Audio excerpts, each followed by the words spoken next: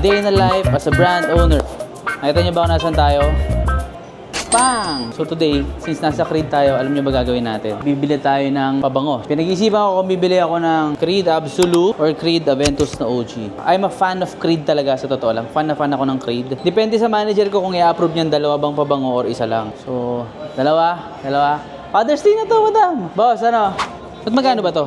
Ito sir, ang price nito 3,000 pero Sabon! Oo sir. Walang- Pero gagawin kong previous eh. Yan, Walang yan. Ito. Ito 6,000 to sir. Ito ba buksan? Ako, anong gusto mo? Ito yung sabon.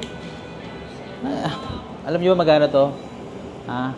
3,000. Sabon lang. Pero Creed kasi yan eh. Creed is Creed, bro. Pero ako mas trip ko tong scented candle dun sa sabon. Anong amoy yun? Pwede bang Aventus ang amoy? Wala kang gano'n. Sir eh. Anong bestseller mo? Available sir, Balisha lang. Meron yan, boss. Naghahanap ako Aventus na sabon. Parang creamy, no?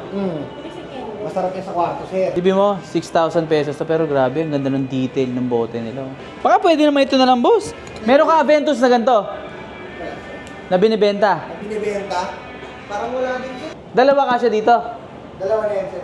Dalawa kasya dito. Ganda kasi ng details ng box. Bili tayo ng Aventus Absolute at bibili na tayo ng Creed Aventus na OG. So, dalawa. Father's Day, pare. So, kasi di-display ko lang kasi yan. Well, Creed na wala. Gusto ko kasi may Creed din ako na candle eh. Scented candle eh. Wala ka ba talaga nun, sir? Baka may makita ka pa, boss? Hindi, Aventus. Sabi 6 piece ko na Oo, kukuha ko. Ganda kasi ng bote. So, isang bilihan na lang tayo. Try kong bili ng candle at bibili din ako ng sabon. Sobrang fan kasi ako ng Aventus eh.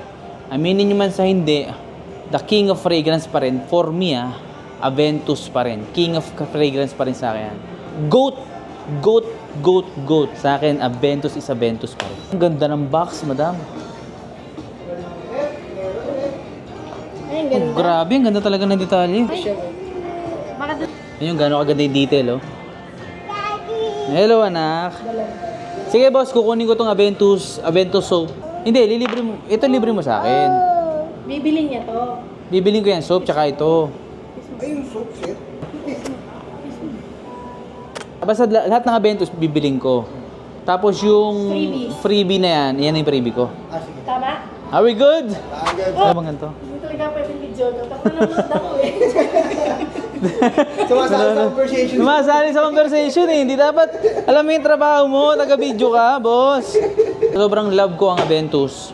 Kumuha na rin tayo ng soap at kumuha na rin tayo ng Aventus candle. Sobrang ganda ng detail. Sobrang ganda ng packaging. Ano mo yung secret dito? Kaya binili ko rin yung mga yan.